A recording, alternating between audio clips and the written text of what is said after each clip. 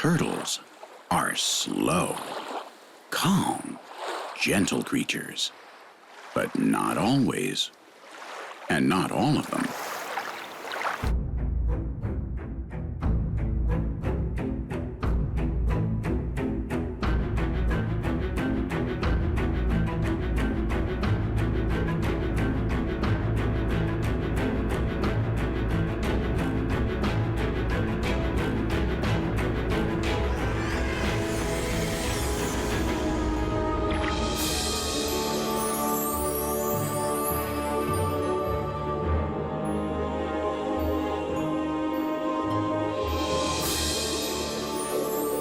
Certain turtle species are fearsome hunters.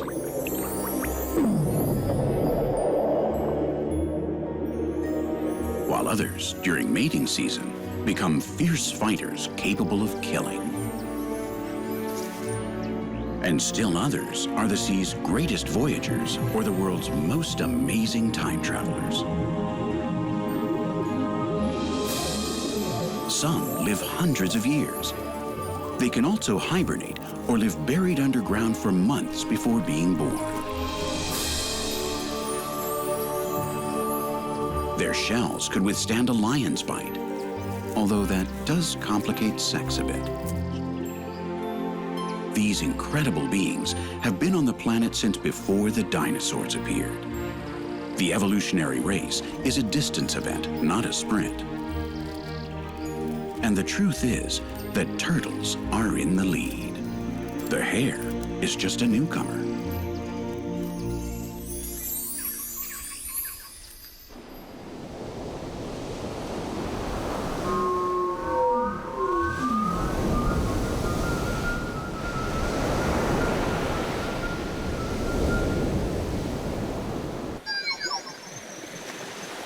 The massive arrival of olive ridley sea turtles to lay their eggs on the beach, called an arribada, is one of the most magnificent spectacles in nature.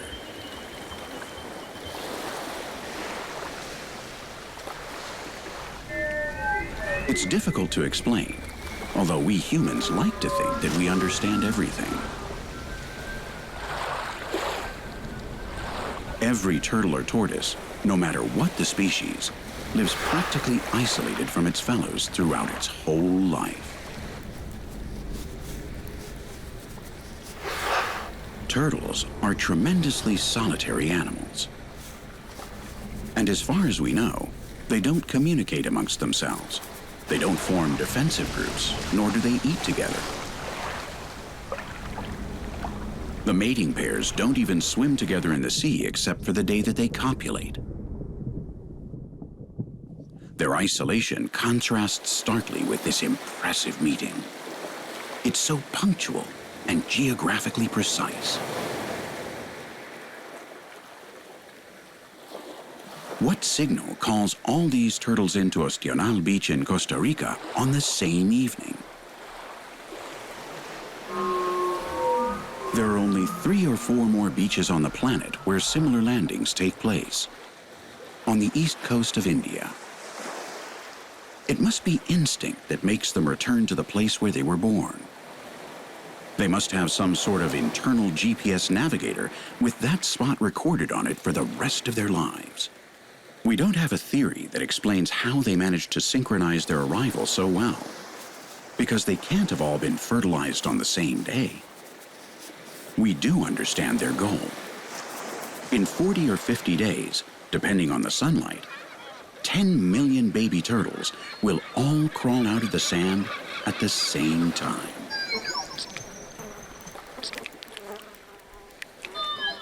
And since there are so many of them, not even the vultures that have flown in today to eat the eggs, but will come back with the seagulls when the time is up, not even they will be able to devour the immense tidal wave of little turtles returning to the sea.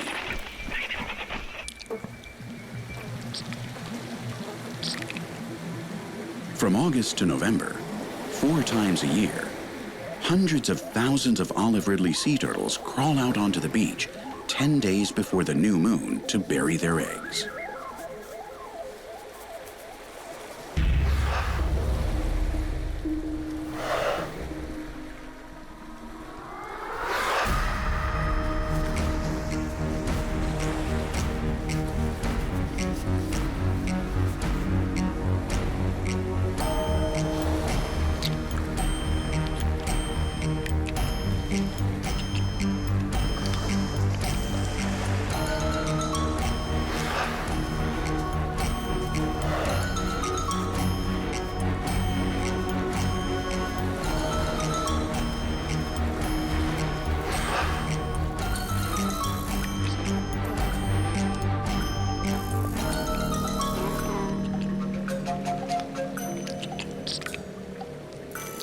This strategy does have a weak point. The multitudinous, synchronized hatching of all these eggs has a high cost in turtle lives. It's estimated that only half of the hatchlings will reach the water. And in the end, only 2 out of every 100 will manage to reproduce someday. Is such a sacrifice logical? It seems like a tremendous waste. But nonetheless, it's balanced so as to maintain a steady population. A female lays 100 eggs, so that if 2 hatchlings survive from each nest, statistically 1 male and 1 female, then the population will tend to stay stable.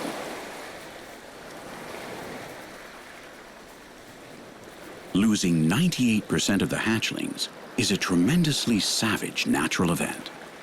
It's a very elitist selection process, but that's how evolution works.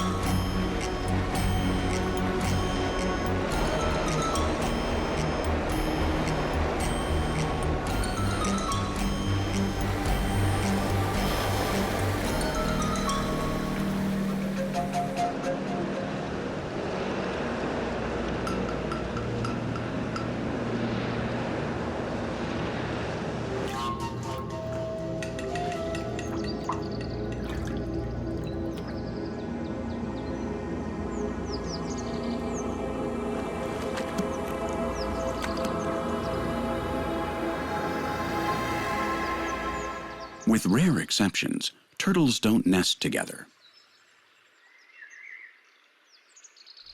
A nest often holds only 5 or 6 eggs, buried close to the surface. Because the sex of each hatchling is determined as it develops by the temperature produced by the sunlight that falls on the layer of earth covering them.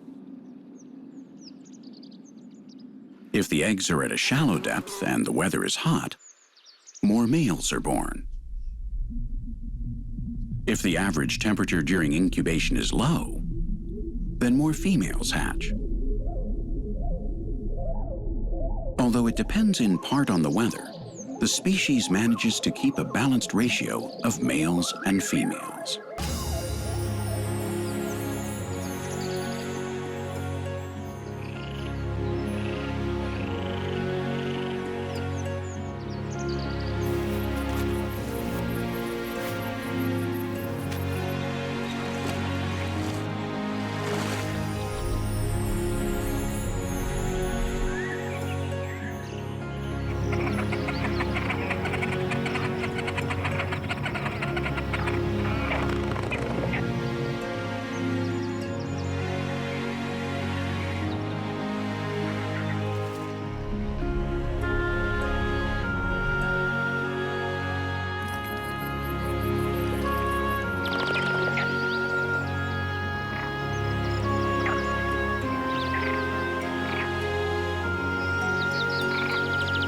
The Spanish pond turtles have begun to hatch today.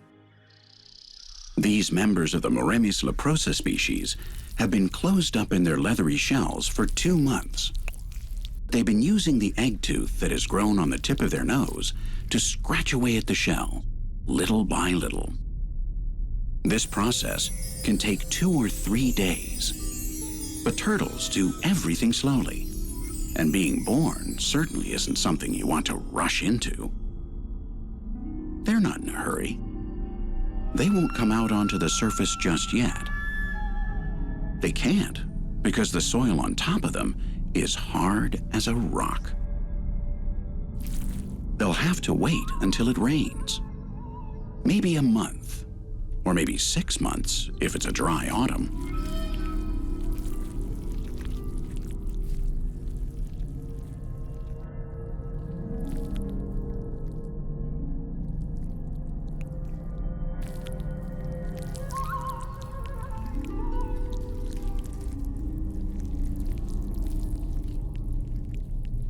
In North Africa and Western Mediterranean Europe, the territory of the Spanish pond turtle, the eggs laid in summer hatch in autumn if it rains.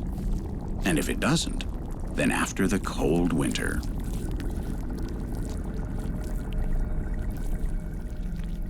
The hatchlings are forced to wait, buried alive.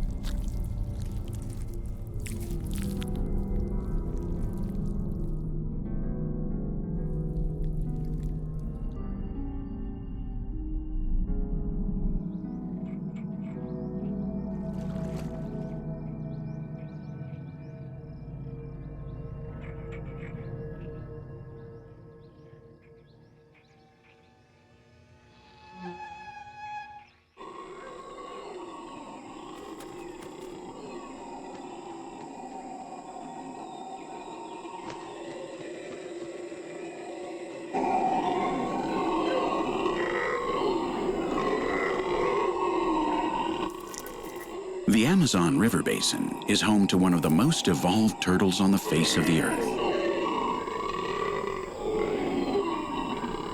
It's so mimetic that it's hard to spot. Very few people know of it, but it's a highly skilled hunter, able to stalk without being seen.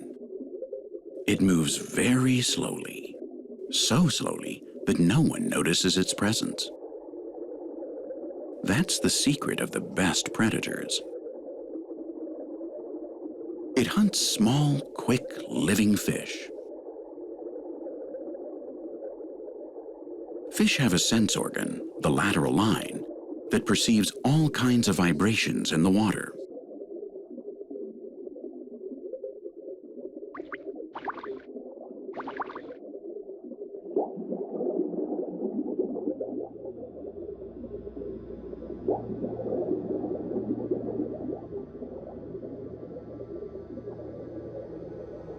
At this speed, and with this outward appearance, it looks like some lifeless thing slowly drifting in the current. Nothing gives it away. It looks like a piece of decaying wood weathered by time and the water. The growths on its skin break up its silhouette. Even some algae is attached to and living on its shell. A glance, a movement of its eyes could alert its prey of the danger. But the eyes of a mata-mata are well camouflaged too, disguised by the color of its skin.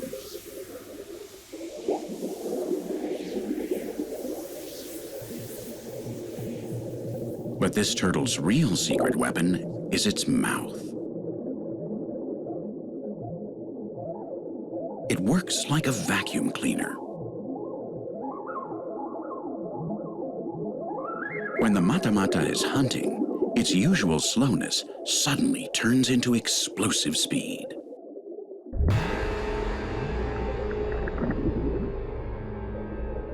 When it opens its jaws, it does it so quickly that it creates a current that sucks everything into its throat. A little fish that's close enough can't fight its pull. This movement is like a shot.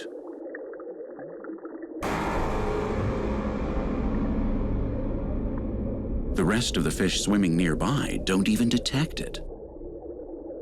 Their instincts put them on maximum alert, but they don't know what they should be running away from, much less in which direction. They can't see the hunter's movements, so they don't recognize it.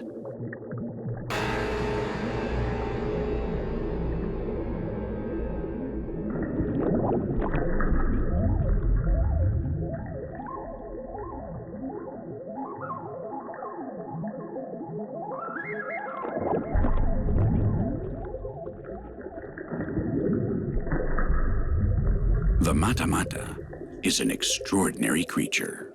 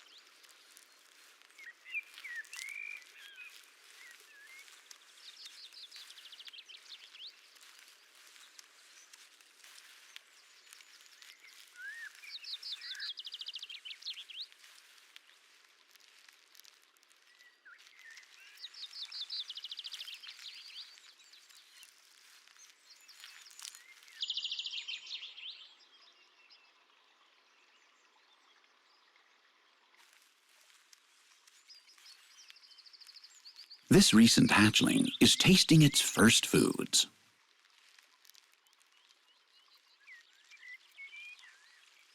Flowers draw its attention in a big way, both because of their color and because of their smell. Turtles have an exquisite sense of smell, and they follow their noses when they have to make certain nutritional decisions.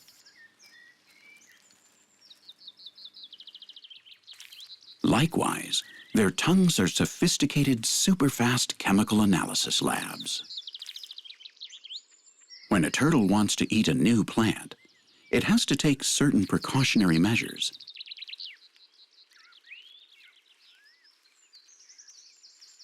The first one is to take just a tiny bite and wait.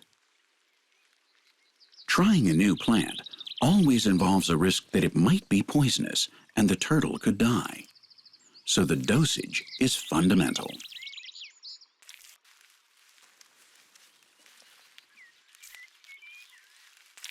The taste buds on the turtle's tongue send back the test results in just a few seconds. There's no danger in this case. But almost all plants incorporate substances with a bitter taste, like that of poisonous substances. And it isn't always easy to distinguish the plant species that are edible from the ones that aren't. Turtles aren't pollinators. That gift wasn't conceived for them. But they do take advantage of the opportunity.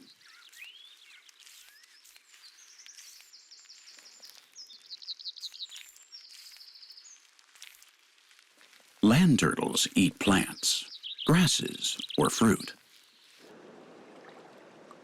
and rarely eat meat.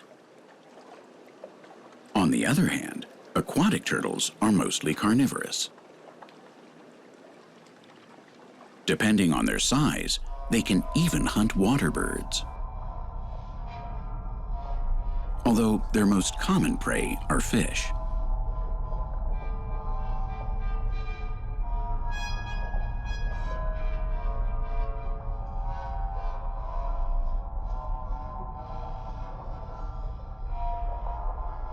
The alligator snapping turtle, Macrochelys domingi, is the largest freshwater species in the world.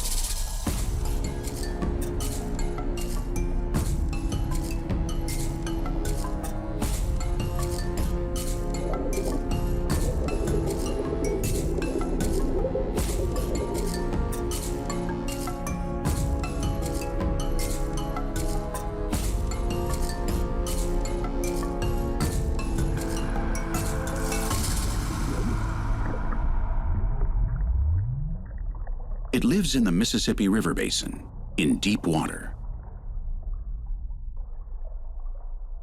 Its carapace can reach close to 1 meter long, and an alligator snapping turtle can weigh more than 100 kilograms. It likes carrion and hunts ducks and small alligators, as well as other turtles, whose shells it breaks with its strong beak.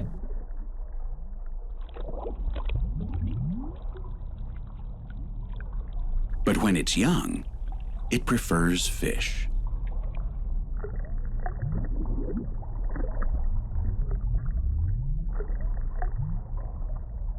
Of course, fish are quite quick, and so it has to catch them by surprise or trick them.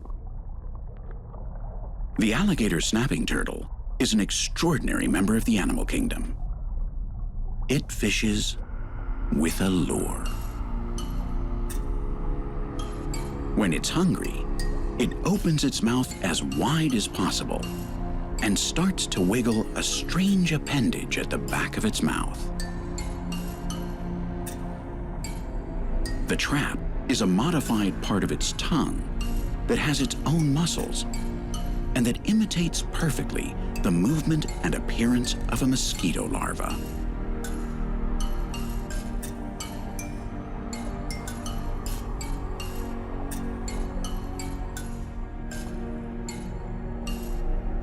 It really looks like a live aquatic larva, the favorite food of many fish. The alligator snapping turtle is very patient. It knows how to wait, and it can spend days in the same position without stopping the show, just in case someone happens to be watching. This group of cichlids seems to have focused their attention on the turtle's lure.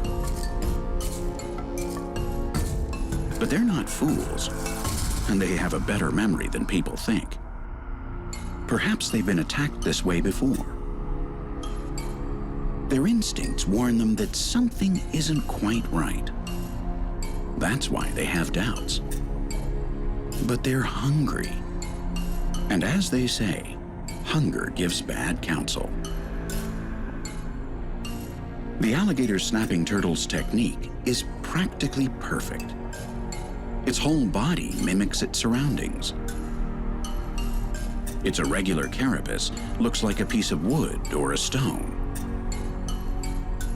And usually, it's even covered with algae or sand. Its head is covered with bumps and warts that break up its silhouette, making it harder for others to recognize it. Its open mouth is a fearsome trap that can clamp down in just hundredths of a second.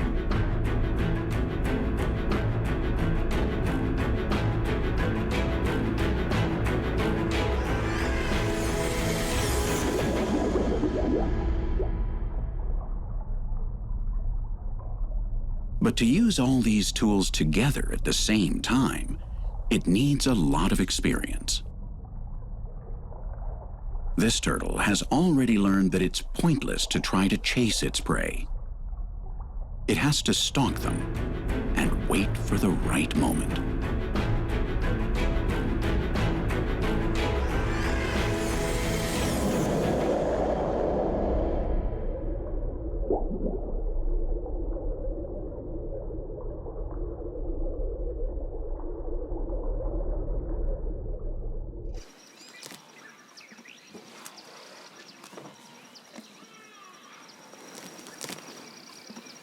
Nobody knows exactly how long the alligator snapping turtle can live, although some have reached ages of over 150 years. Turtles are surprising creatures, but we know very little about them, and some things we have simply made up. We humans tend to attribute certain traits, certain labels, to different types of animals, depending on whether we like them or not, or whether we are afraid of them, or if we can make use of them. But often we are dead wrong in our judgment of them. We've labeled the big cats as aggressive and ruthless animals that would attack us without a second thought, even if they weren't hungry. Our concept of them can sometimes change if we see, for example, a documentary that describes the female leopard's maternal instincts and shows her playing with her offspring, accompanied all the while by sentimental music.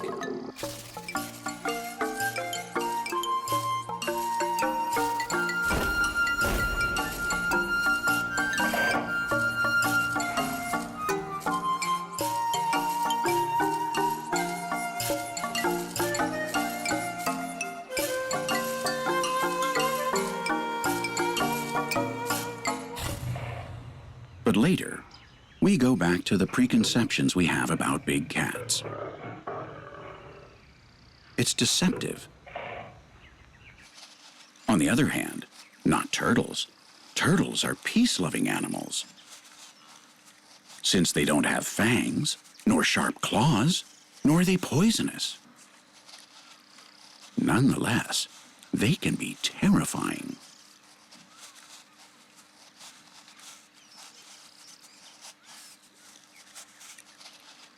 This is the largest and strongest tortoise found on a continent, rather than on an island.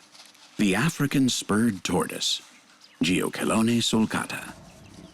It lives near leopards and lions, but it's not afraid of them. They can't hurt it.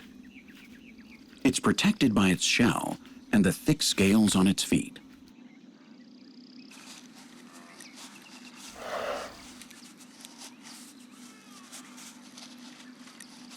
The worst threat to an African spurred tortoise is another African spurred tortoise. That is, when they're both males. Each animal patrols its territory, and thanks to their sense of smell and their droppings, they can stay at an appropriate distance from each other.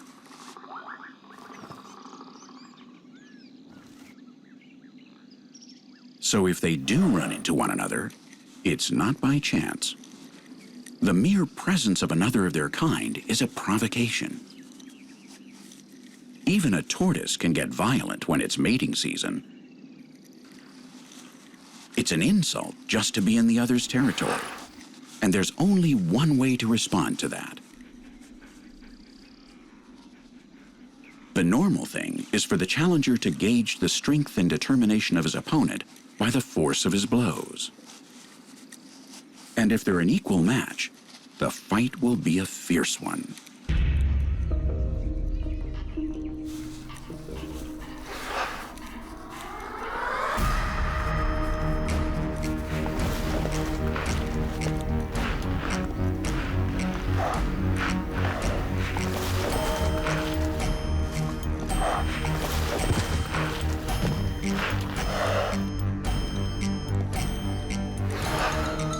Their shells can take the hits, but the tortoises aren't trying to break each other's carapaces. They're trying to flip the other over onto his back, so he'll die.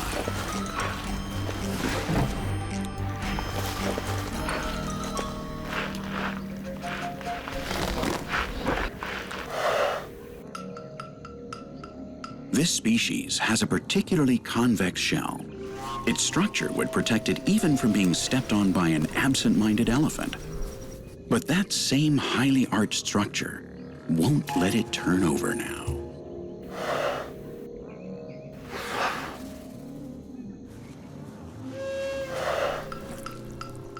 In this position, its lungs are compressed by the rest of its internal organs, which makes it more difficult to breathe precisely when it needs oxygen most. And today, it's blazing hot in Kenya.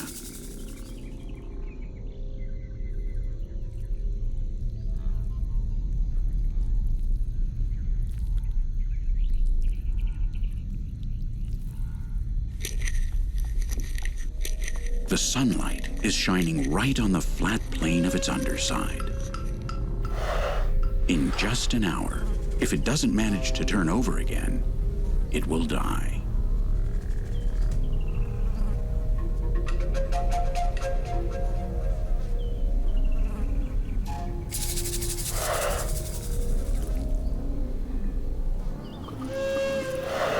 The victorious male, indifferent to his enemy's suffering, will continue to seek a member of the opposite sex.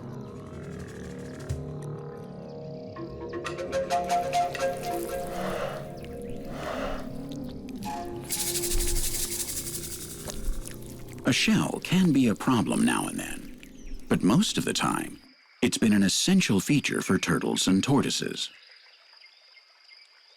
It's what has allowed them to become what they are. Yes, it's a defensive shield, but it's much more than that. Right now, it's working like a terrific solar panel.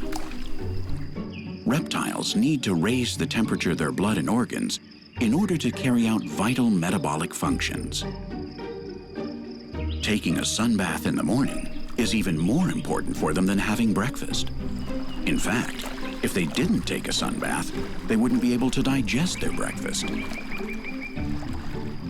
The shiny and polished carapace of these tortoises is now quickly capturing the sun's heat, which may also be what saved them when the meteorite that killed off the dinosaurs hit the planet. They certainly know how to get the most out of each ray of sunlight.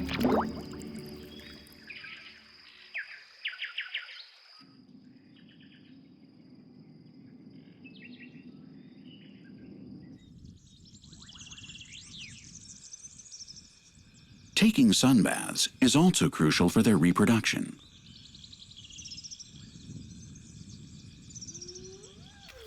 Sex is perhaps the most complicated task for a turtle because of how they're built. First of all, their shells make them the least flexible beings in all creation. Copulation requires an exercise in balance and pinpoint accuracy. And of course, there's no chance of changing postures.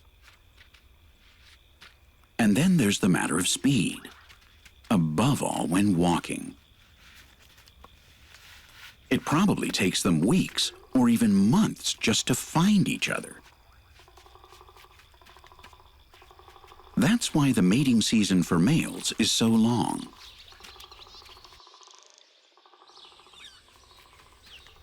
They're in the mood practically all year round, which is very unusual among animals because it's exhausting and can be very frustrating. Another complication that limits their ability to find a mate is their visual perspective.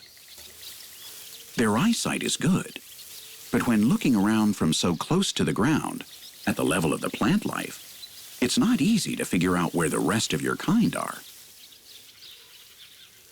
Many turtles, like this Geocolony pardalis ethiopiensis, popularly called the leopard tortoise because of the spots on its shell, live in flat places. The absence of hills is an advantage when you have to carry your home with you everywhere you go. But the vast grassy plains don't offer many raised vantage points from where you can take a look around in search of a date.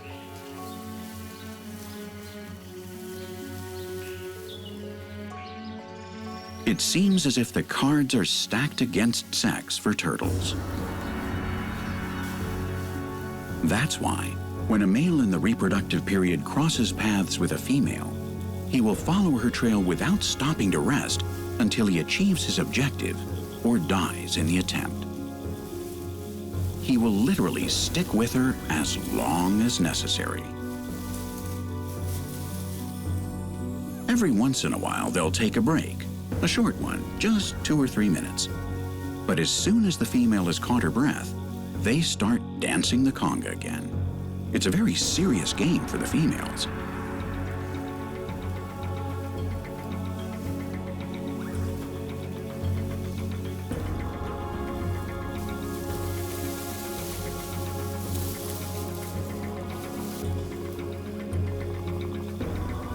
Swept up by his desires, he'll try several times to block her path. He walks around her and stops right in front of her, trying to kindle a change in her attitude. Although, for the moment, she's giving him the cold shoulder. He's been pursuing her for several hours, but it's still not the right time. The male had a really hard time finding her. He was guided by his sense of smell, but luck also played a part, so he's not going to give up. The problem is that the female isn't biologically ready to be impregnated yet. But the male's insistence will provoke her ovulation. If he keeps insisting, day and night.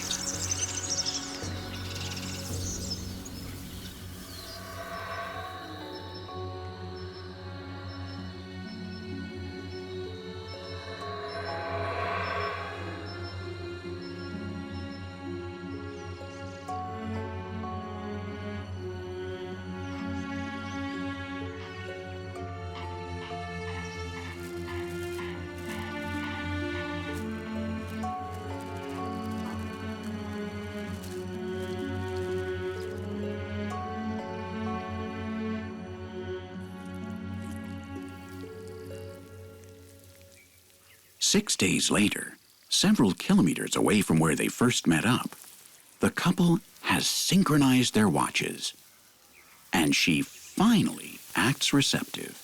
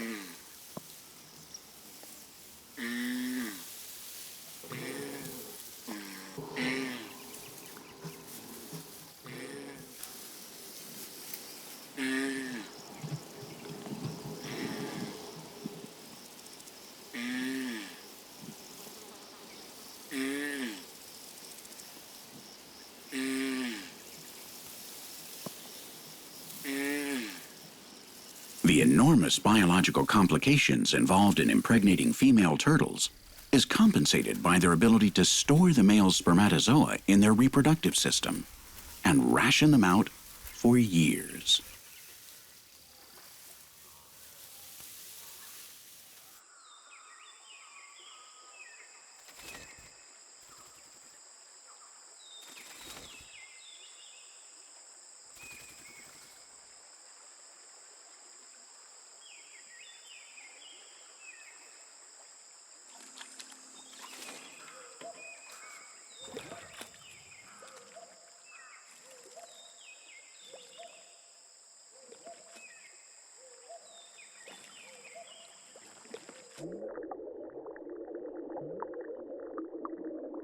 Apart from man, few predators attack turtles or tortoises.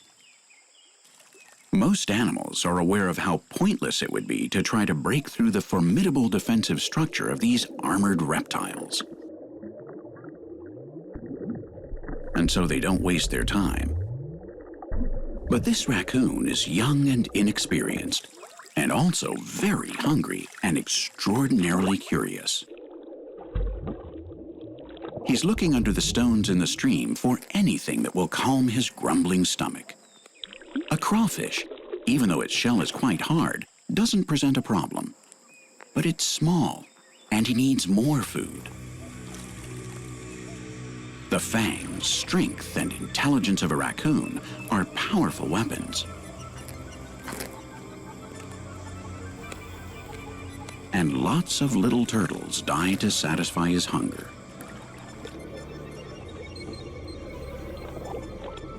But this is a unique species that has evolved to thwart even this skillful predator.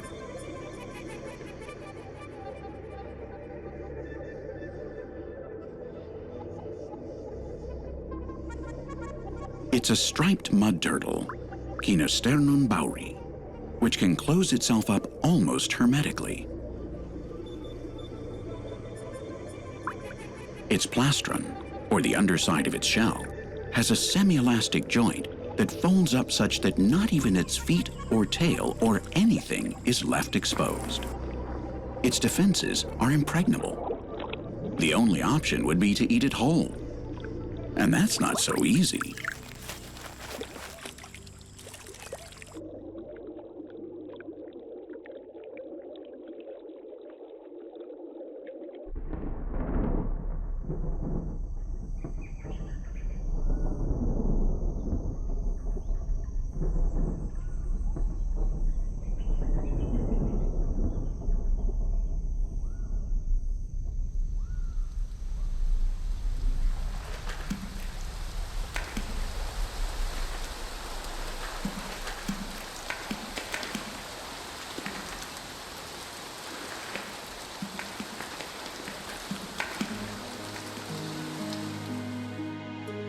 These hatchlings have been buried for several months. They're Spanish pond turtles from the Mediterranean region in central Spain. They broke out of their eggs during the warm summer, but they were forced to wait through the autumn and then the winter. At first, the soil was dry and hard from the heat. And then the cold weather arrived. It was impossible to come out. Now it's spring. The temperatures are mild. The soil is softened thanks to the rain. And now's their chance. The moment to really be born. They break through only 3 or 4 centimeters of earth toward the light.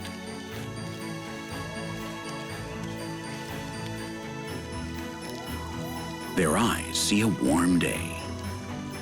Their instincts immediately orient them all in the same direction. They're looking for water, fresh water. Because outside of it, they're easy prey for anybody. And they aren't born en masse like their saltwater relatives.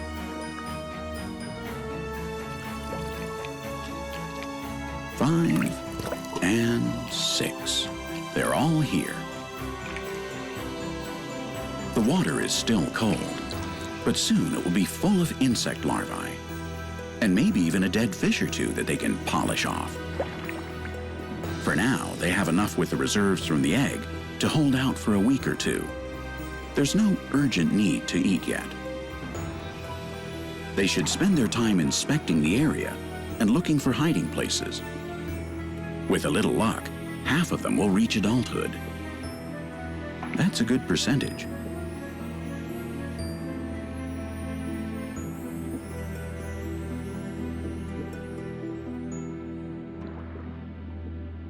Submersion has always been an effective defensive tactic to escape from the hunters that walk on dry land. That's probably how aquatic turtles began their evolutionary journey towards living in the water.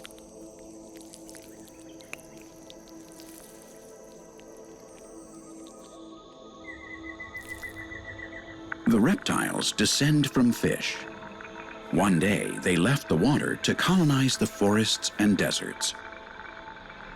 But now, the whole crocodilian order and half of the turtles have returned to their ancestral habitat.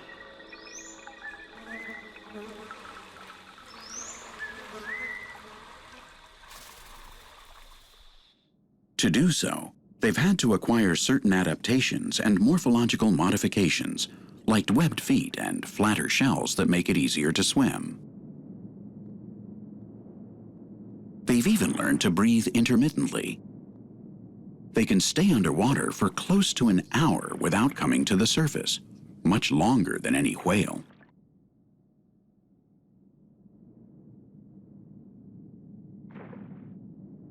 The turtles that live at those latitudes that have alternating warm and cold seasons are even able to hibernate or estivate for months, getting the oxygen they need directly from the water through their supervascularized cloaca, which is almost like the gills of a fish.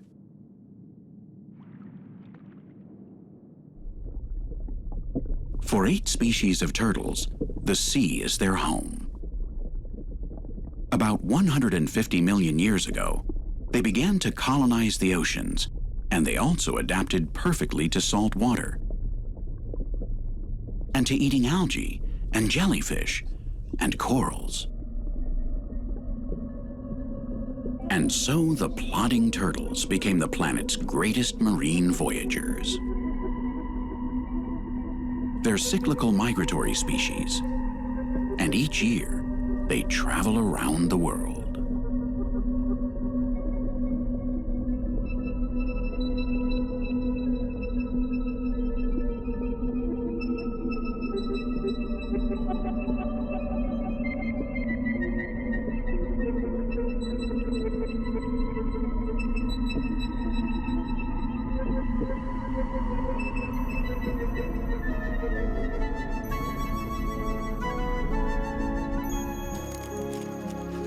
The turtles have had enough time to change and adapt to different ecosystems and ways of living. They were originally land animals, but some have evolved to live in freshwater habitats and others in the sea. Nevertheless, their basic design hasn't changed in the last 300 million years. It's a rare evolutionary feat. That's a long time on the planet. We human beings are still a young species, one of the youngest. Our family is only about 3 million years old at most, and as a species, we were practically born yesterday. We've lived barely 1,000th of the time that they have. In our legends, turtles are wise and outstanding counselors. We've sensed, unconsciously of course, that the wrinkles on their faces are a sign of ecological wisdom. But they just might be able to teach us a lot about what we should do if we want to continue to live alongside them for a long time in the race of life.